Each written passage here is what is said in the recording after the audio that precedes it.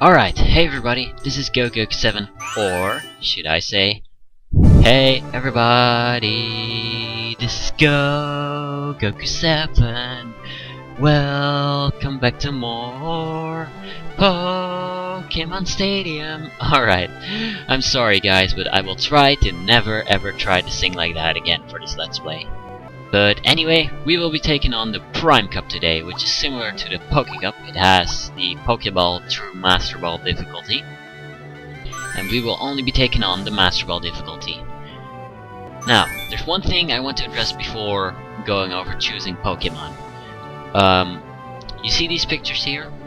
Last episode I made a slight mistake by saying that one of the accessories for the Nintendo 64 controller is called the Game Pack. That is unfortunately not true. The one on the left is called the Game Transfer Pack. The one in the middle is the Rumble Pack, and the one on the right is the Controller Pack. These are all my accessories for the Nintendo 64 controller. The Rumble Pack allows for the controller to vibrate to specific actions in the game. The Controller Pack does effectively nothing but to prevent dust, I think. But the one on the left, the Transfer Pack, which is important for today, allows you to connect your Pokemon Red, Blue, and Yellow to Pokémon Stadium. That was a slight mistake on my part, calling it the not calling it the Transfer Pack. I'm sorry. But on that note, some people have been wondering why I'm using an emulator for this Let's Play. Well, reasons for that is that I lost my original Pokemon Red, Blue, and Yellow. I do have Nintendo 64 controllers, but they are broken. My Nintendo 64 and games are all fully functional and are in the attic, but I can't record my Nintendo 64 properly.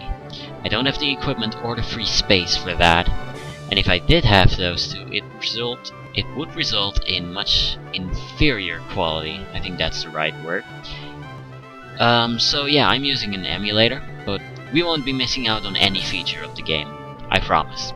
Anyway, today we have the Prime Cup Master Ball, which is the ultimate challenge.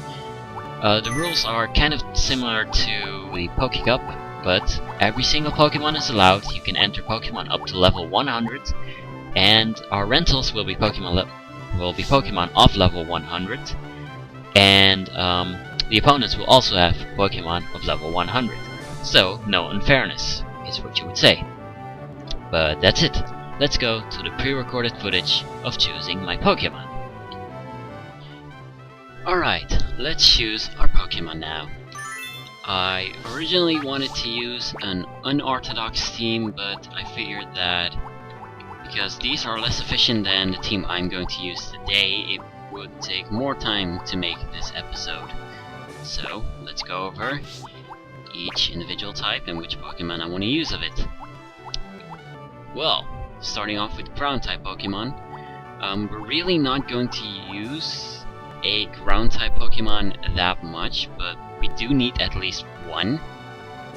And it really doesn't matter which you choose. The ground-type Pokemon can be useful outside of that one battle we need him in. If you really want to battle with him, I suggest going with High Defense and at least a Rock and Ground type move like Golem and Onix. But for the sake of this episode, I want to use Onix. As for the best Electric type Pokemon to use, we actually want Thunder Wave and the highest speed as possible. So we have limited options. But, very conveniently, Electrode is the fastest Pokemon of all.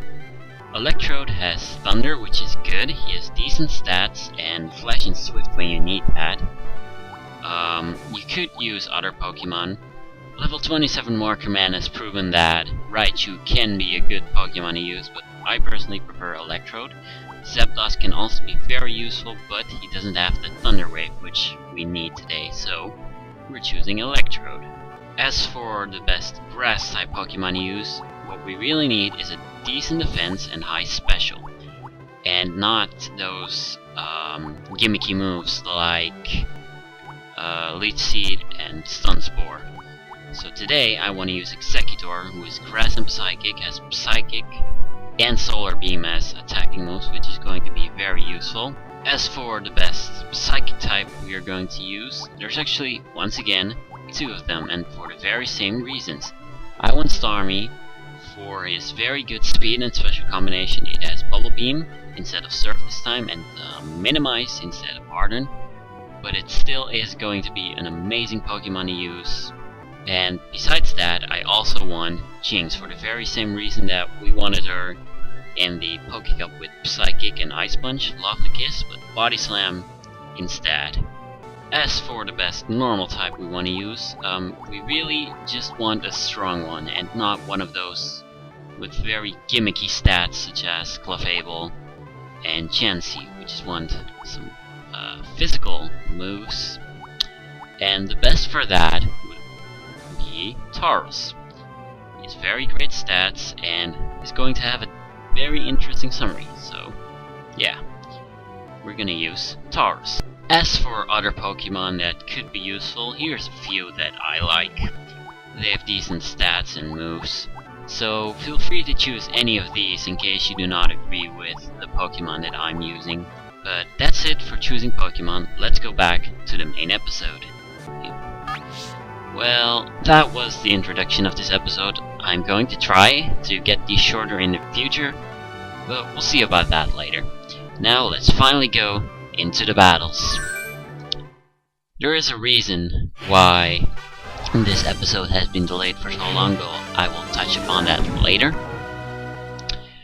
Now, we're going straight into the summaries, but remember that the first battle is unnecessarily difficult. The Prime Cup is really unforgiving and doesn't give away easy perfect matches anymore. The clue to the first battle is that the Pokemon generally have attack for their highest stats and a low defense except for Kangaskhan. So the team we want to use is Starmie, Tauros, and Electrode. Alright, let's go over the summary of Electrode. It's an electric type Pokemon. Its stats are on screen. It has the moves Thunder, Thunder Wave, Flash, and Swift. Now, Electrode is the fastest Pokemon of all in this generation. It has the highest critical hit ratio of all Pokemon because of that. Because of the way critical hits work in this game. It has the potential to use Explosion, Screech, Light Screen, and Reflect when playing competitive. The moves it can learn, and its combined stats give it really limited options. You cannot use him as special attacker in this generation, even though it does have a decent special attack.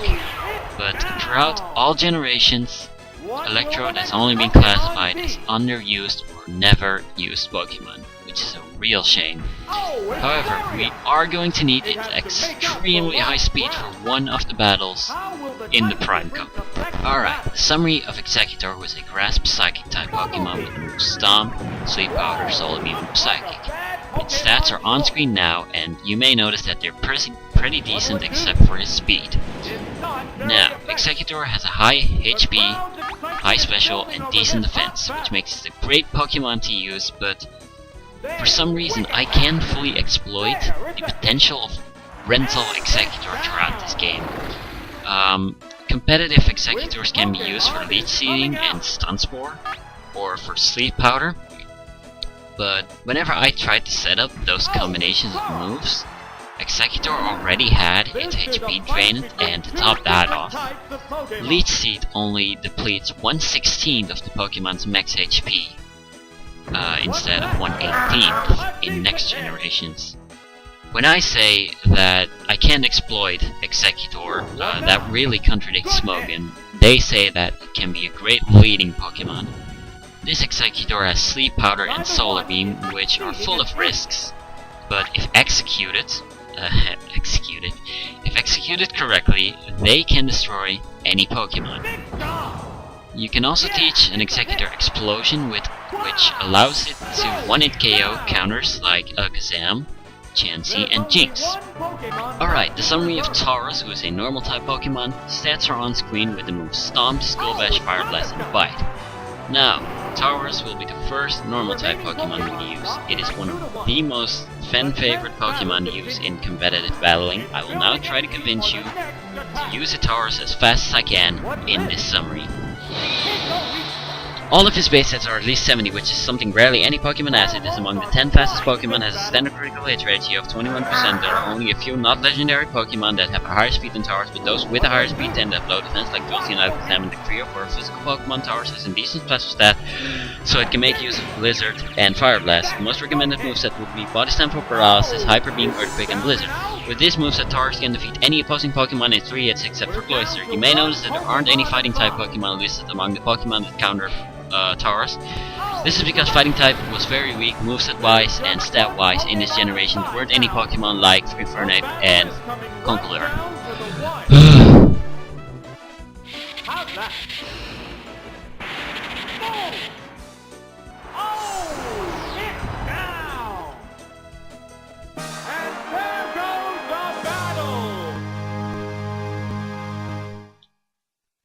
Alright, if I have timed everything correctly, the summaries should now be over.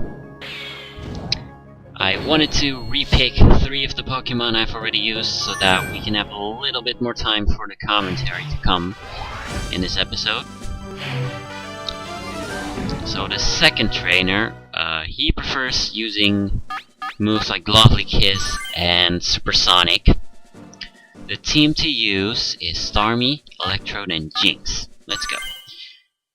Now, I can't believe I rejected the subject for 3 episodes straight, but the music in this game is so beautiful.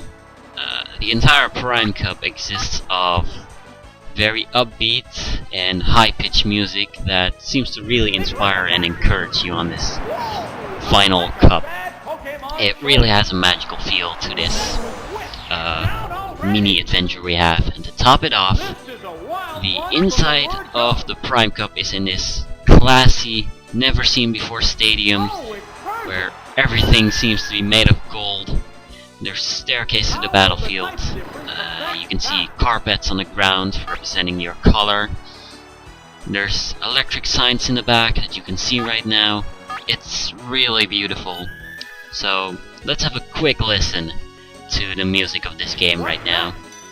A decent hit! What'll it do? A savage hit! Fireworks are flying in this battle.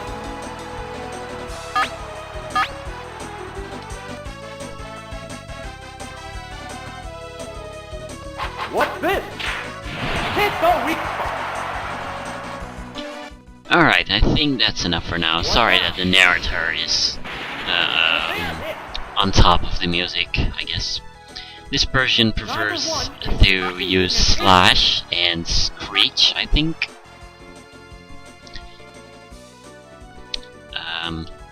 But I think that's it for what I wanted to say about the music.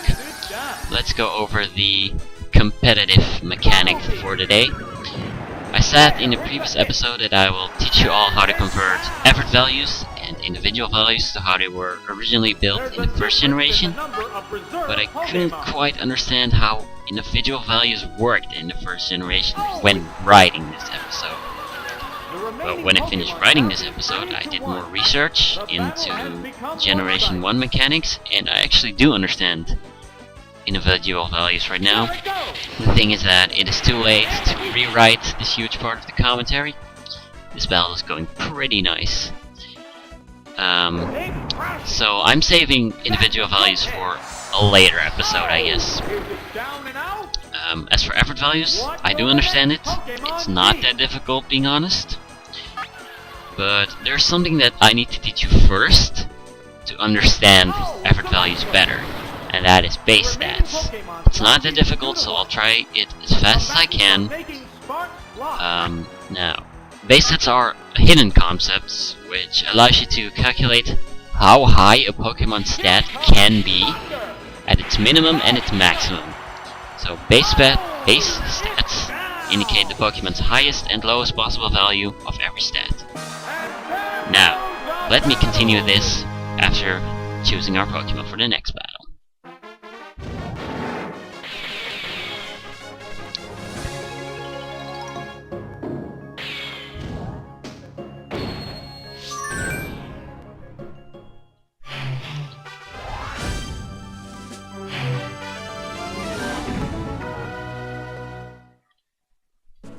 Now, this next battle can be really easy or be really difficult depending on the Pokemon that are sent out.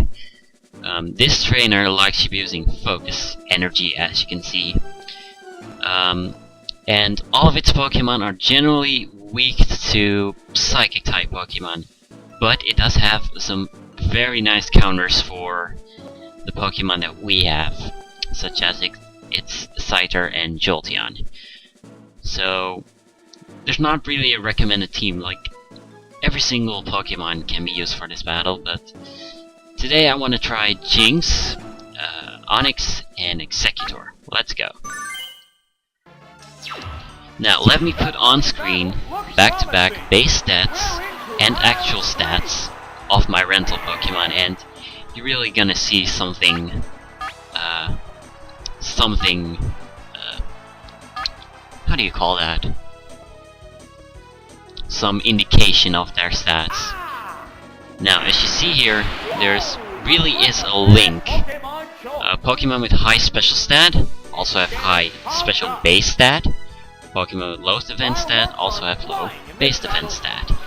So, focus energy, I think, quadruples the critical hit ratio of their Pokemon. And in the first generation, Pokemon Red, Blue, and Yellow, they misprogrammed this move to quarter their critical hit ratio when used. What will the next Pokemon be? So, how do you calculate the actual stats from the base stats at level 100? I'll touch upon it in a second, but this Jolteon is really a troublemaker. I personally prefer to go to Executor once it's out. It's gonna do focus energy, and if you send out Onix, it likes using double kick. And double kick is a multiple hit move, which is not affected by critical hit whatsoever. Like, they can critical hit, of course, the text can be on screen, but the damage output won't change when double kick has a critical hit. Now, even with the critical hit Thunderbolt, it's not gonna do much damage on Executor. He has that much of a high special, and he's grass type, of course. So, how do you calculate actual stats from base stats at level 100? There's two formulas. One formula for HP, and one formula for attack, defense, speed, and special. And as you can see on screen, they are very easy. But let me go over them. The HP formula is base stat times 2 plus 110, then add up individual values and effort values. And that's it. No complicated stuff. There were no such things. There are no such things as natures that higher your maximum HP. And the other stats, it is base stats times 2 plus 5, and then add individual stats and effort values. Or in the first two generations, follow along, at the square root of your stat experience divided by 4. And to top it off, either add another 10%, decrease by 10%, dependent on the nature of a Pokemon. But that's generation 3.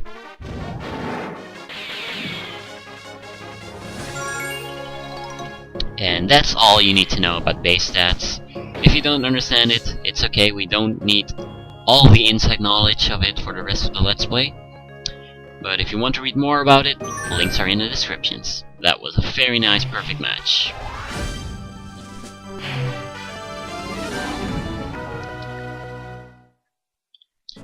But remember, in those examples, I only added 30 IVs, which is the highest possible IV in the first two generations. More about that in a later episode. I would like to thank Dread Cooler on YouTube for helping me figure it out, that stuff. There was really a lack of good explanation on BubbleBeam. They used a special formula that allows you to calculate per level, I think. And it really becomes a weird formula, but the formula I give you works for level 100s, and it's all you need to remember. Alright, sorry for the little cut there, something came up. So for this next battle, pay attention, because this trainer only has one-hit KO moves as its strategy. What it tries to do is lower our speed with moves like Glare, Thunder Wave, Body Slam, and after that it tries using that one-hit KO move on us, because one-hit KO moves only work if the Pokemon using it is faster than the Pokemon that it targets.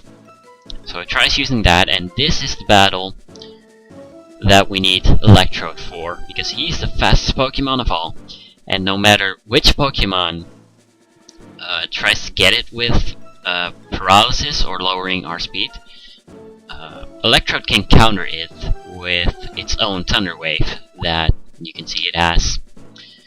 So for this battle, we don't want to use Electrode right away. We want Starmie, Electrode, and Jinx. So once you have base stats down, we can learn how to convert effort values to the way they were in the first generation.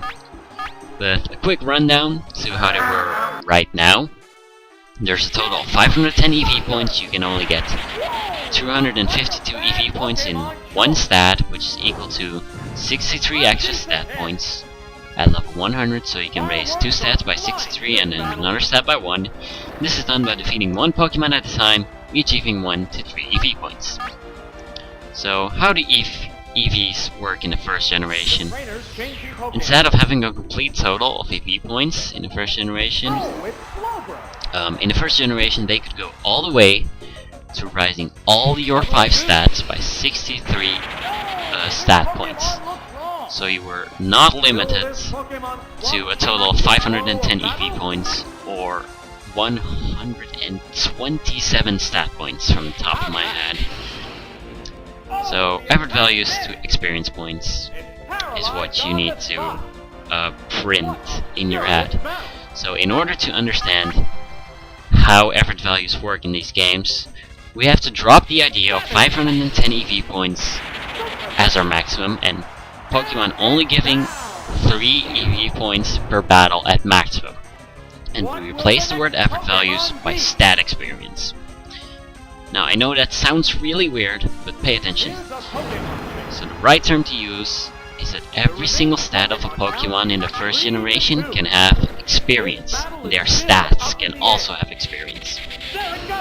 I know it's really weird, but just like in future generations, just like they have normal EV points, every single Pokemon starts with 0 stat experience in Generation 1 in all stats.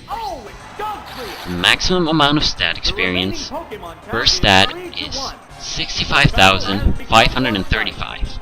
I know it sounds really weird up to now, but don't worry, it'll become easy in a moment. This Dodrio is faster than most of our Pokemon, and it tries using Fissure right away, so just pray for some luck here. Or it can use Body Slam, of course.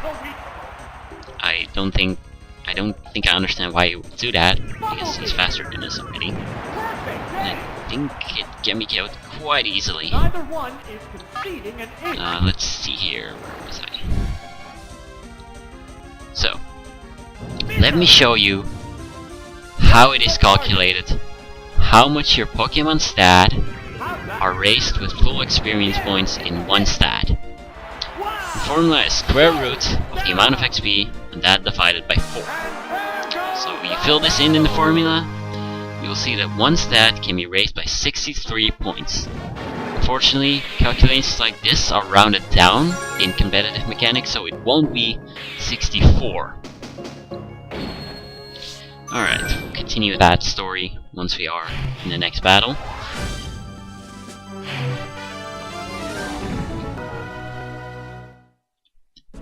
Now, it is time for a confession.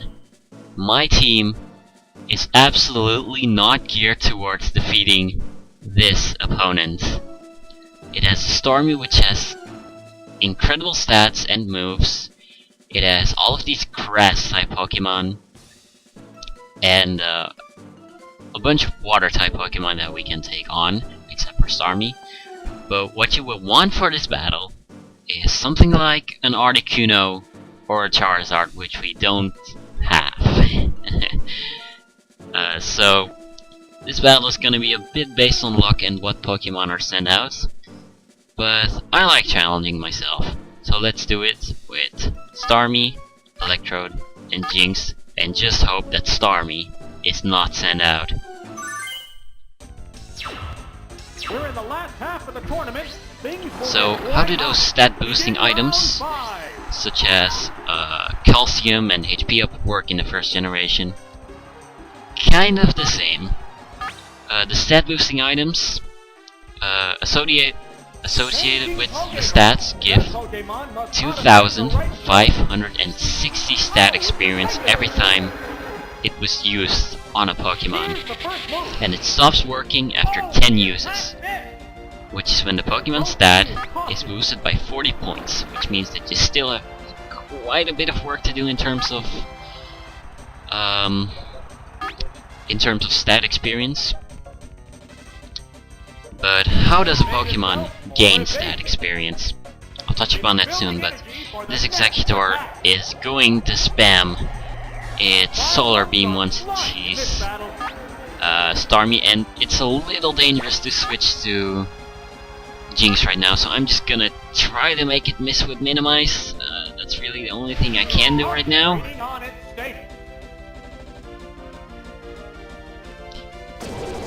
Please don't hit. Oh boy.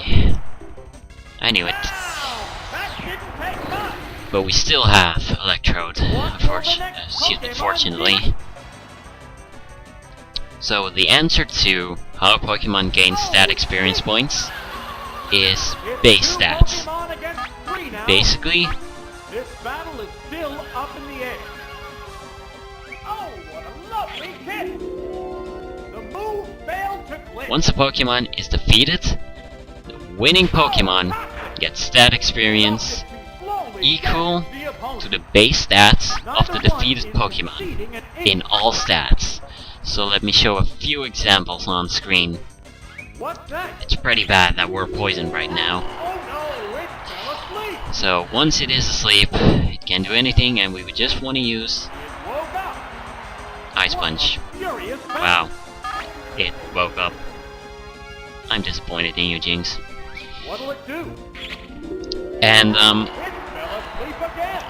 with that, you should now be able to tell how high a Pokemon's stats can be when you see their base stats on the internet, and how to train your Pokemon more wisely. But that's it for the difficult commentary of this episode, so I will only be talking about the battles from here on out. We just want to continue using Ice Punch, and hopefully it stays asleep. It can make a move on the turn that it wakes up, but we're in a really, really tricky situation right now.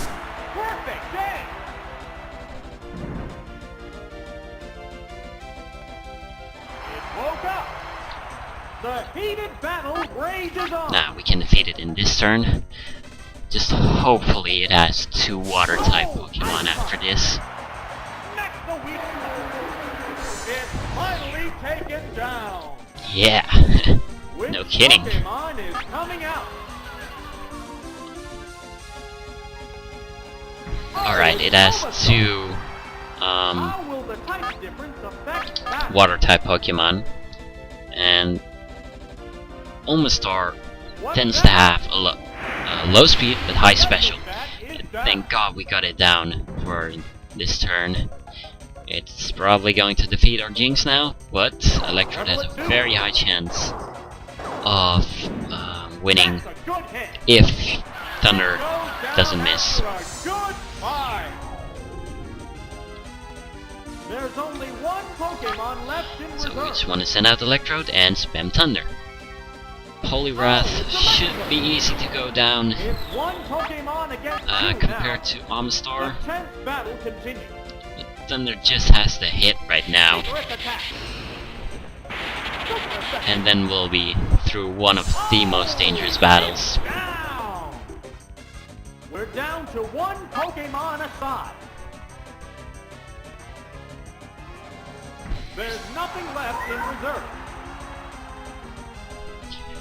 Alright, just would use one more Thunder. And the next battle is going to be a very fun one. I promise. Wow, that's very good. That is not very good. I haven't seen it use hypnosis thus far. But it is paralyzed. Hopefully it won't be able to attack. Oh god. Its special is going up. That is not good. Please wake up, Electrode. I'm desperate here right now. Oh, good. We should be able to defeat it with Swift. I hope. The crowd's excitement is building over this hot battle. It's a swift attack. Good hit. And it's down. Alright, that was one of the most dangerous battles potentially. Let's go over the next one.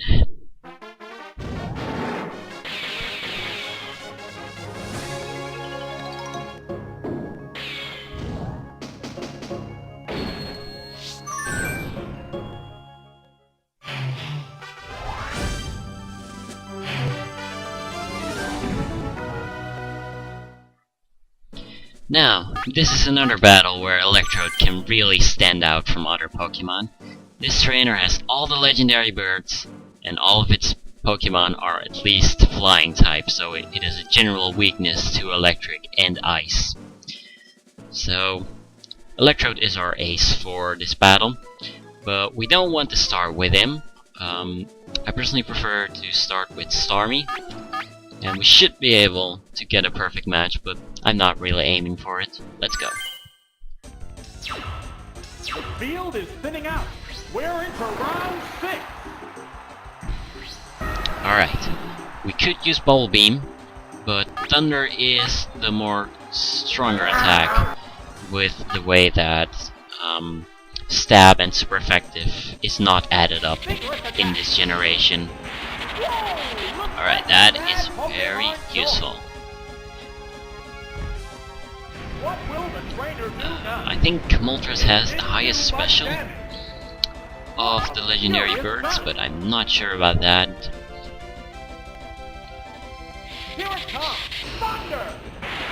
Just want to continue using Thunder. Alright, BubbleBeam should be enough for the next move. What's that? It's not very effective. You can see it still does quite a lot of damage despite being not very effective.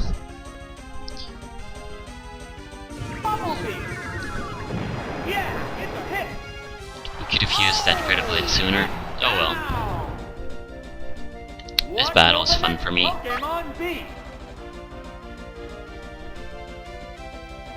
Alright, Pidgeot.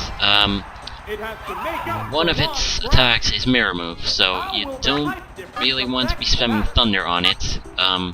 You'd prefer BubbleBeam when using Starmie. Thunder would be useful when using Electrode, but we don't have him out right now. Alright, you have two options right here, and this is why I like Starmie in the Prime Cup. You can either use Swift and hit it while it's flying, or you can use Minimize and lower its chance of hitting Fly. But I personally want to use Swift right now. We're in the lead in this battle, and its speed is already lowered.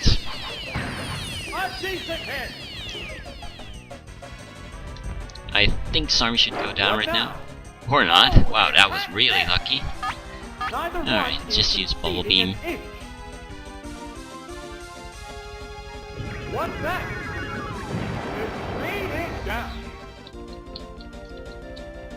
There have been so many instances during test playing that I could have used those critical hits. Let's see, just use Swift, I guess. If Fly hits right now, Starmie goes down. A critical hit.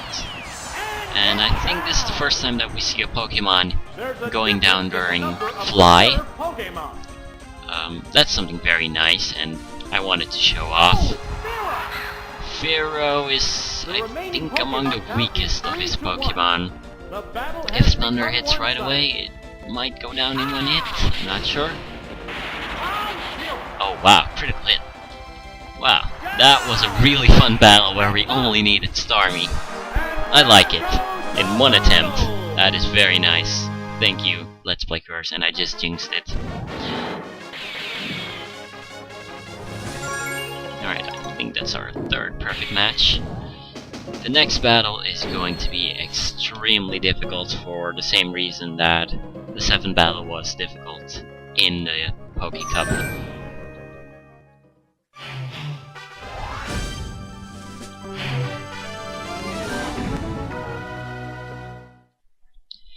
Yeah, it has an Alakazam, it has a Gengar, it has a Raichu, it has a Lapras.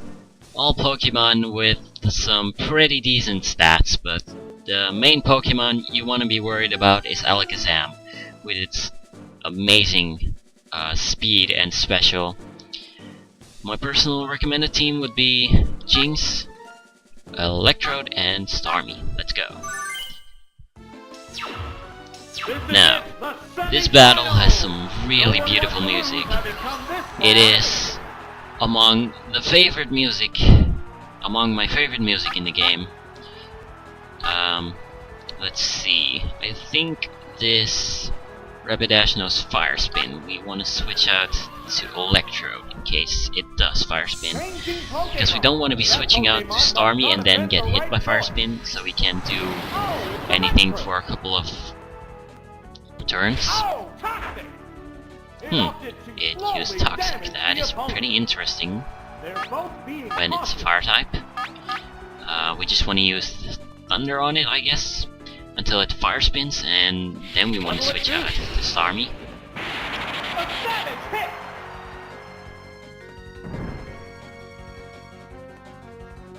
I know that in one of my test plays that I have recorded, and you will see that later in the Let's Play, but I have a test play where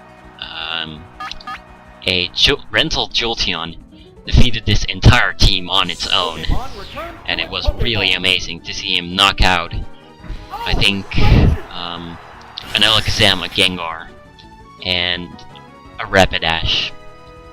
Alright, Raichu is a very difficult Pokemon to defeat with this team. We just want to start off with Thunder Wave, which he's also going to do.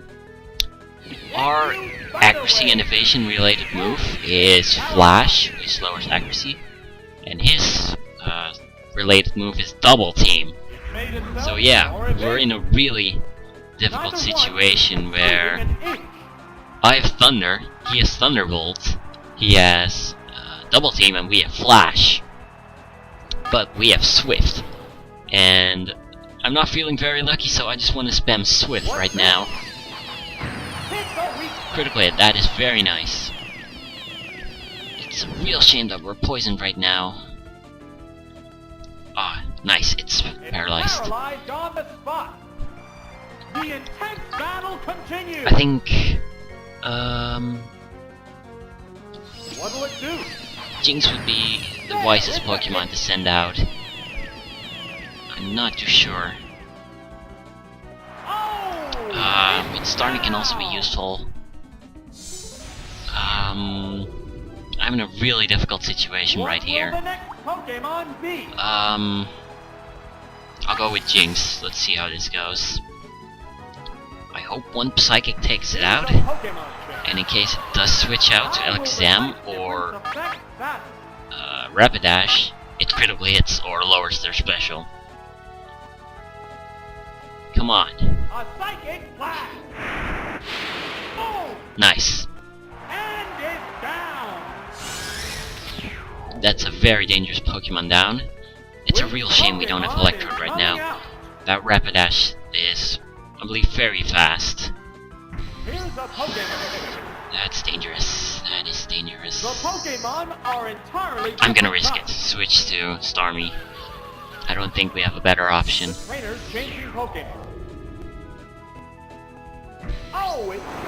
Please don't use Fire Spin. Oh, thank God.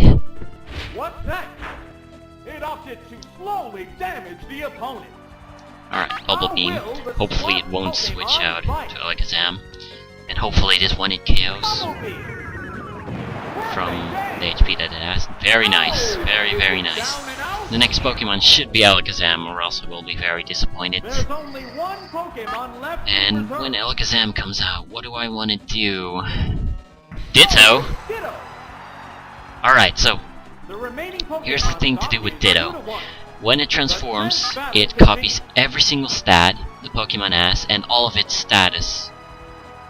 Stat changes. Excuse me, not status. So if we BubbleBeam it right here, we can hopefully lower its speed. No. Critical hit is very nice, but it is now a Starmie with the same moves and stats. There's a big difference in And I think BubbleBeam will kill it. It has the same speed as us, so it would switch back and forth between who attacks first. Oh, that is very nice. We're off to the final battle, and this one is gonna be amazing, guys. Trust me. This is worthy of a final battle.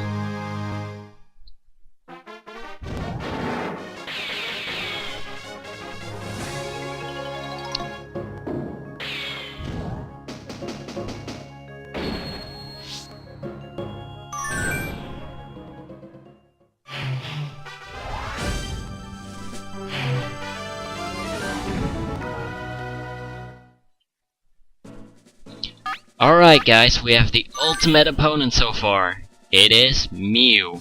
I would like to summarize Mew because it is a legendary Pokemon. Mew's attacks are Tri-Attack, Thunder Wave, Psychic, and Flash. Its stats are unfortunately unknown, but we do know that all of Mew's base stats are 100. With this in mind, we can make an approximation of its stats. My personal guess would be that its HP is 342, its attack, defense, special, and speed are between 238 and 254. And that's just an approximation. And those stats and those moves are extremely difficult because Pokemon with high special and speed tend to have low defense. And are really vulnerable to physical moves because of that. Mew, however, is not, which makes him incredibly hard to defeat. Your best guess is to either paralyze it or try to lower its accuracy with Flash, or you can try to put it to sleep with a Pokemon that is faster than it, like Gengar, but this particular Mew has a pretty low speed stat compared to a Mew at its maximum potential, which is why we have Jinx. Now, some more details. Mew can learn every single technical machine there is in any Pokemon game, so there's a big variety in movesets you can give it. Fan-favorited movesets tend to be one with Sword Dance, Earthquake, and Recover, or Psychic, Thunderbolt, and Ice Beam. Mew is under normal circumstances not available in Pokemon Red, Blue, Yellow, Gold, Silver, and Crystal. There are 4 different methods in which you can make Mew appear by abusing glitches in the game. One is really popular, and you will see that later on my channel. But sometimes in Nintendo Power magazines, they would announce special events at stores or entertainment parks where you could download Mew to your game somehow, and I was a little too young to attend those events, but my cousins, who had all versions of Pokemon up to that point, actually went to such events and got a Mew themselves. So that's it for the summary of Mew. Let's choose our Pokemon to use. We want Starmie, Jinx, and Onix. But there's something very important that I want to show, and that is that it is possible to perfect this match with only Starmie. I've done it once, but unfortunately I only have a picture of it, not an actual video or anything, and I promise it is not edited or anything. But I do have 2 perfect matches recorded where I use different Pokemon. And I do want to show that at the same time as we are playing this final match. And it's gonna be really difficult in editing, but I want to at least give it an attempt. So if everything goes correct, on the left side of the screen you should see the battle that we are in right now, and on the right side of the screen you should see sped up versions of the perfect matches that I had in test recordings. But we want Onyx especially for this battle because he's going to fulfill a very important role. So I think that is everything there is I want to say. Let's go over the ultimate battle. Alright, its first Pokemon is not Mew. Alright, this time it is Electrode, so this is very dangerous. We just want to send out Onyx. Changing Pokemon. That Pokemon must not have been the right choice. Oh, it's Onyx! This one uses Thunder Wave first, and I think it abuses Flash on Onyx. I know for certain that it's going to switch out to Mew now, so I just want to do a powerful Earthquake, even though Onyx has a low attack. You gotta watch out for the Hyper Beam of that Electrode, so here's Mew. We're gonna have some damage from the start of it. But what the initial plan was, that if Mew sees Starmie, it uses Thunder Wave, and then I switch to Onyx. And after it sees Onyx, it knows that it can't abuse its Thunder Wave, and goes into using Psychic. Onyx has a too low special stat to survive Psychic, so we want to switch to Jinx. Now, the important thing about Jinx is that it is faster than Mew, and it has Lovely Kiss. So, Lovely Kiss, and hopefully it goes to sleep. Very nice. We just hope that it stays asleep for a couple of turns, and it doesn't switch out. After it's been put to sleep, you want to abuse Ice Punch and hope for a critical hit. I personally don't think that using Psychic and using it to lower its special is a reliable option, but you could try it if you want. Alright, we need one more Ice Punch, I think, to defeat it. And the next turn is going to be the best turn for us to do that. Hopefully it won't switch out, that is very nice. There's something else that I would like to show off. Oh my goodness. That is not good. There's something else that I would like to show off that is possible in this battle with the Pokemon we have. But it's gonna be tough to show that off. Alright, it does very close to minimal damage. You got through the paralysis. And Mew is down. Our greatest opponent so far. What will the next Pokemon be? Alright. Next up is Arcanine. Now, we don't need Jinx anymore. It's gonna go down in the next turn, so let's just use something. Fire Blast, if it hits, it kills us. And now we're gonna go into Starmie. With Starmie, we're gonna use BubbleBeam and hope that it doesn't use Dig or switch out. BubbleBeam won't one-hit KO this Arcanine, but I think it's gonna switch out. How will the type difference affect that? Alright, it doesn't. Either Dig or Hyper Beam would be useful for him right now. Alright. Hopefully we'll survive this, I'm not sure about it. Alright, that is very, very nice. There's something that I would like to show off that is very difficult to achieve. And I think that we are on a perfect pace to do it. Being honest. There's only one Pokemon left in reserve. There's nothing left in the Alright. I want to remaining reserve one more Pokemon Pokemon for this The 10th to battle work. continues. The Pokemon returns Can you to guess its what it is? Pokeball. Well, I actually do need to give credits where it's meant.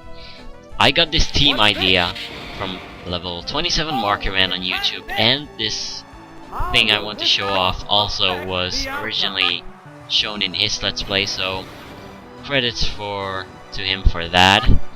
Hopefully Earthquake won't kill it in one shot. It probably won't, but we also don't want him to lower our accuracy too much. I just want him to use its Hyper Beam or something. Alright, it's at a perfect HP to try this. But just to be sure, a safe state right here. And can you guess what move we're going to do? Self-destruct. Alright. What will it do? It's over.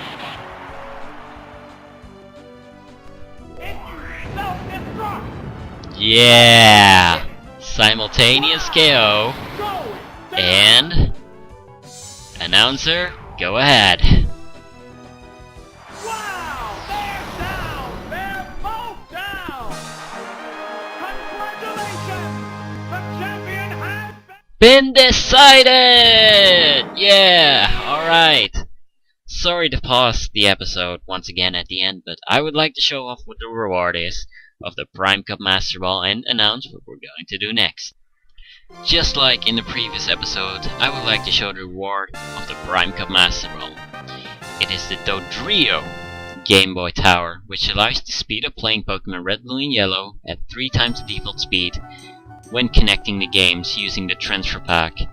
You guys know the drill by now, but I would like to also give a glance here. It is the Oaks Laboratory. It also requires the transfer pack with a Game Boy Pokemon game inserted into it. And here you can view Pokemon in 3D and their Pokédex entries, look at their moves, and see more details about the moves, about what the moves do. And to top it off, you can switch the Pokemon in your boxes off the actual game. Now, I promise that Oaks Laboratory and the Dodrio Game Boy Tower will be reserved for their own bonus episode, so look forward to that. But to top off this section, because we have completed all the cups of this game, I would like to show off now what the next thing is we will be taking on. It is the Gym Leader Castle, and the main difference between the cups and the Gym Leader Castle is that there are only 4 battles each, and they are generally 10 times easier than any of the cups. So I can now announce that Pokémon Stadium Let's Play will now be more frequently uploaded and have more laid-back commentary, but still be informative, probably for the next 3 or 4 episodes. But it's going to take a while until I will be continuing this Let's Play. I have a lot of work for school to do, but that has been it. This has been Gook7. Let's go to the credits.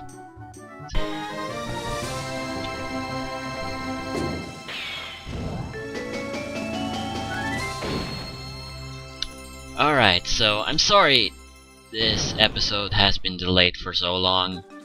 I had a lot of schoolwork, I completed my first year in college and all that.